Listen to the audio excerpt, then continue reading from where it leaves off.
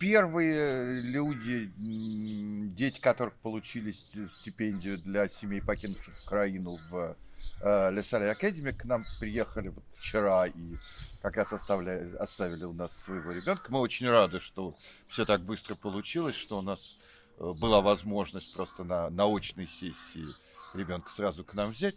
Но мы хотели попросить Ирину рассказать, как она покидала Украину, как добиралась до Франции. Ну, потому что вчера, когда они нам это рассказывали, нам показалось, что это важная и интересная история для всех, кто сейчас думает об этом и беспокоится.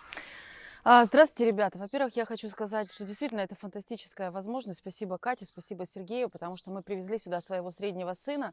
Он у нас очень академически сильный, такой заряженный парень, и ему очень важно учиться. Для детей, которые все бросили дома, нужно, чтобы оставалась хоть какая-то стабильность в жизни. И как раз для Егора, для него вот эта академическая стабильность, то, что он продолжает учиться, это огромное подспорье для того, чтобы пережить то, что сейчас с ним происходит. Он был единственным из моих 3 детей, кто настоял на том, чтобы взять с собой учебники из Украины. То есть он сказал: нет, я поеду с тетрадями и с учебниками. И для меня это до слез важно сейчас понимать, что он будет учиться вот прямо с сегодняшнего дня.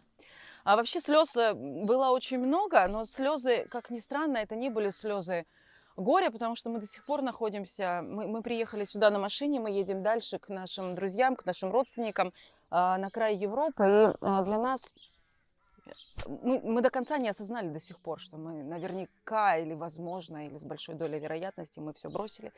И мы сейчас просто едем в неизвестность и везем с собой 3 детей. Слава богу, уже 2 на какое-то время мы поедем. Ну, потому что с 3, если честно, детьми в небольшой машине сзади преодолевать 4000 километров тоже не очень простая задача.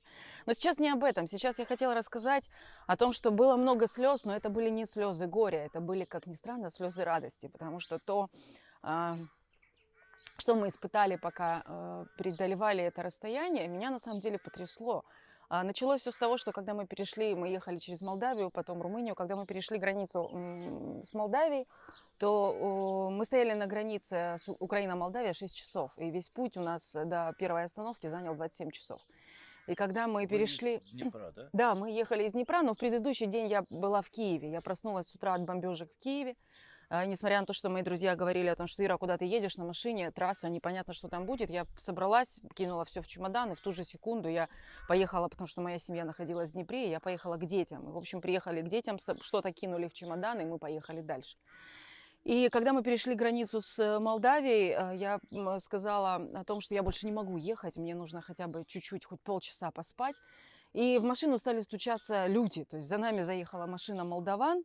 Они стали стучаться в машину. Я в полуобморочном состоянии не могла понять, почему ко мне кто-то стучится, почему нужно открывать. И когда открыли окно, целая семья, они: что вам, ребят, что нужно? Мы смотрим, вы съехали с трассы. У вас все хорошо, может, вам негде поспать? Давайте мы вас где-то приютим.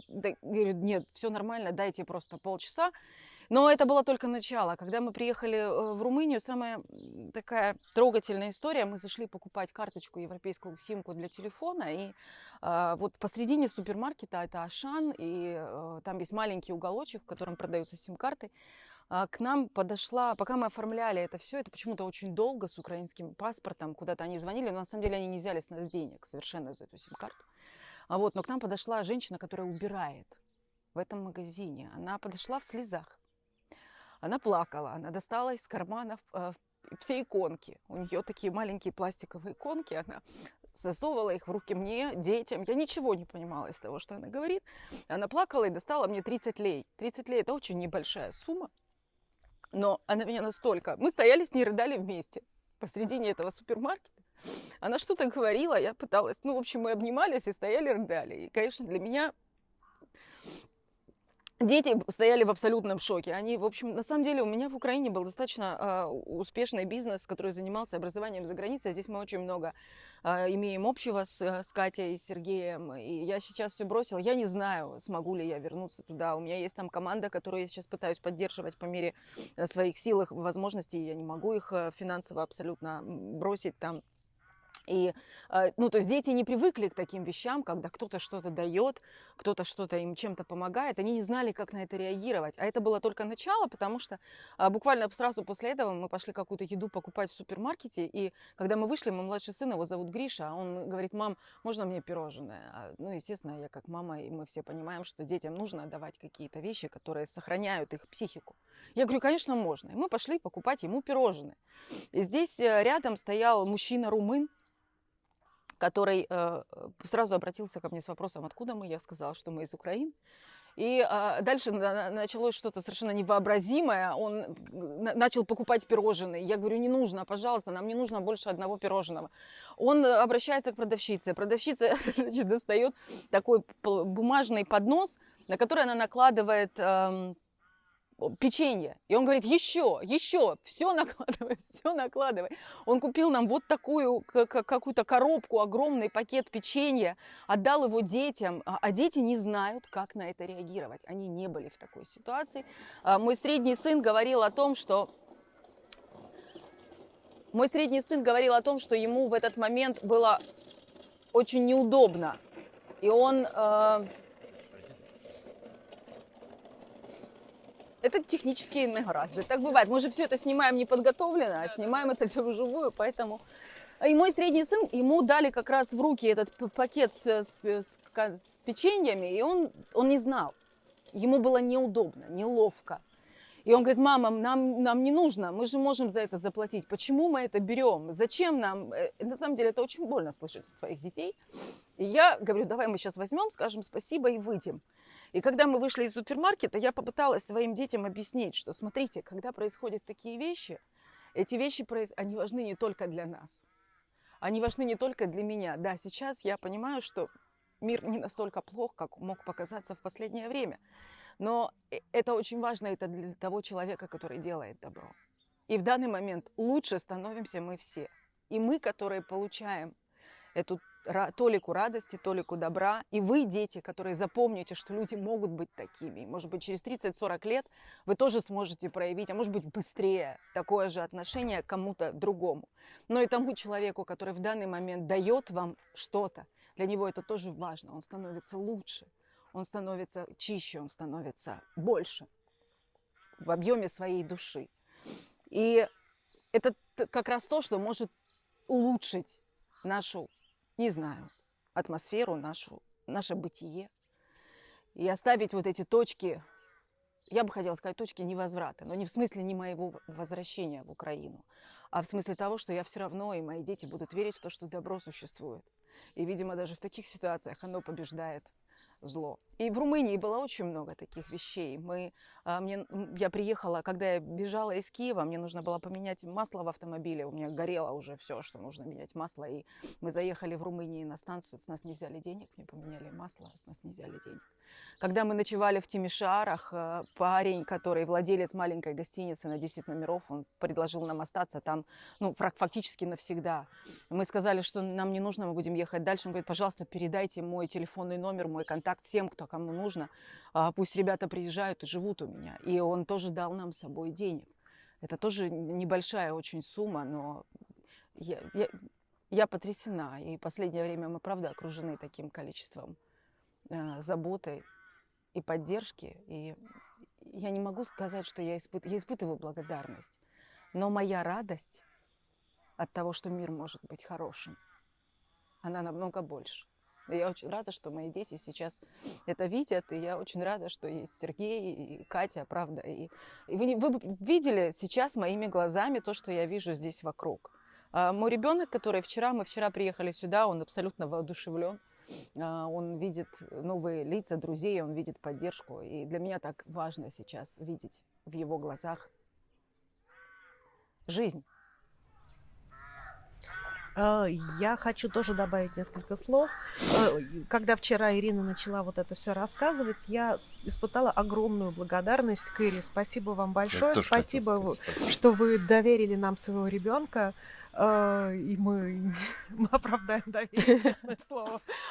Я Спасибо знаю, вам спасибо. большое, спасибо вам большое Спасибо, за то, что спасибо. вы говорите. Это очень важно, да, то есть вот то, что не происходит, расчеловечение, да, то есть не то, что, ну, то есть войну ведут несколько упырей, и хорошие люди остаются хорошими людьми во всем мире. И действительно, вот то, что Ирина говорит, и она это может говорить с большим правом, чем мы, потому что мы не пострадали пока впрямую, там, не знаю, от этой войны, то есть у нас нет бомбежек, у нас все живы, мы всего этого не пережили. И Ирина, которая уже все, с которой все это уже случилось, которая знает, как это, и все равно она понимает, что люди остаются людьми и говорит о вот этом, о доброте и благодарности. Ира, спасибо вам огромное. Мне кажется, это очень важно. Это то, о чем мы говорили в нашем эфире, что главное, чтобы не происходило расчеловечение, да, чтобы мы не перестали видеть людей в существах вокруг нас, да, то есть что, ну мы все, в общем, мы все люди, и мы все готовы помогать друг другу. И спасибо вам огромное, что вы действительно, это очень важно для тех, кто дает эти деньги и оказывает помощь. Это позволяет нам всем оставаться вместе, оставаться людьми.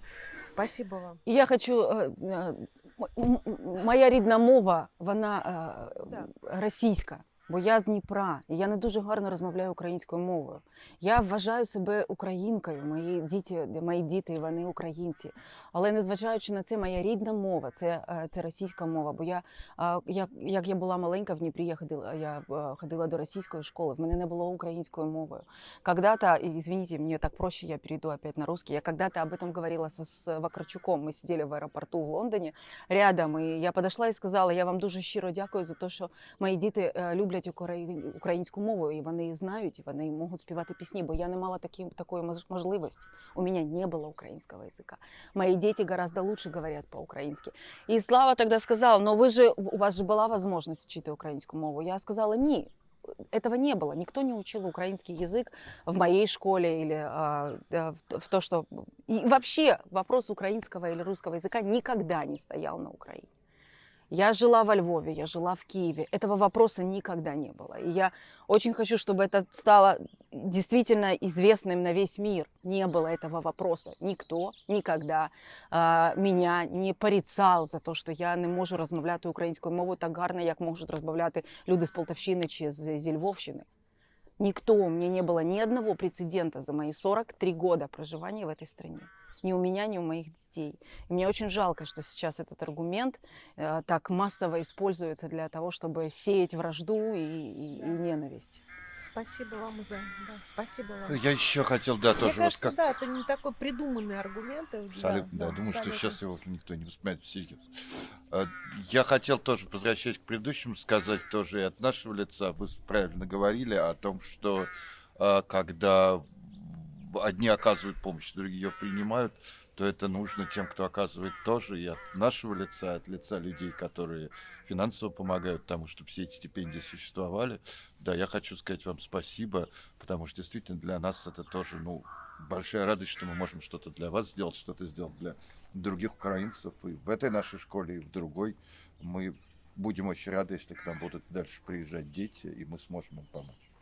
Спасибо, ребята. Спасибо, что есть такая Спасибо возможность. вам. Спасибо. Спасибо.